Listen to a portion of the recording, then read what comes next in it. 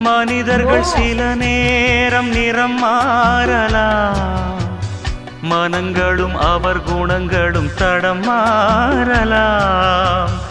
இலக்கணம் சில நேரம் பிழையாகலாம்,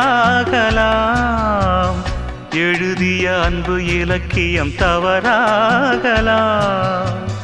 விரல்களை தாண்டி வளர்ந்ததைக் கண்டு நகங்களை நாமும் நறுக்குவதுண்டு.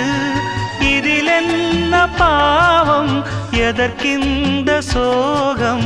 கிளியே நலம் வாழ என் நாடும் என் வாழ்த்துக்கள், தமிழ் கூறும் பல்லாண்டு என் வார்த்தைகள்.